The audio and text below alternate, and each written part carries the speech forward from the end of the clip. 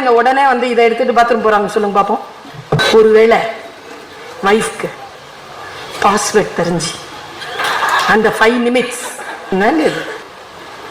Bathroom போகும்போது கூட இதை எடுத்துட்டு போகணுமா? பாத்ரூம் தானே போறீங்க. கொல்லைக்கு போகும்போது கூட்டு உதவாதுன்னு சொல்லியிருக்காங்களா இல்லையா? சொல்லியிருக்காங்களா?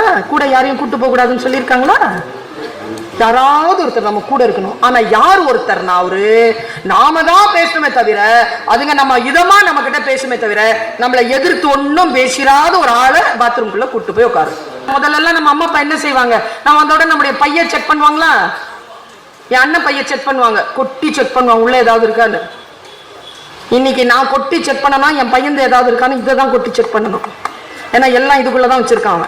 எங்கே போய் கொண்டிருக்கிறது தலைமுறை? இந்த தலைமுறையிலிருந்து நாம் ஒன்றை காப்பாற்ற வேண்டும் என்றால், மிகப்பெரிய லீடர்ஷிப் வேண்டும் என்றால், இந்த சகோதரி சொல்லிவிட்டு போகிறேன், have digital fasting.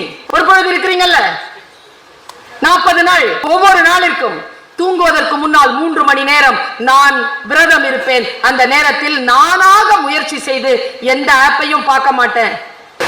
2 குட்டி பசங்க, சரி மேடம், இவ்வளவு வேர்த்து விறுவிறுக்குத பேசுதே இந்த அம்மா, இது கூட இல்லைன்னா மன வருத்தத்தோட போவாதா?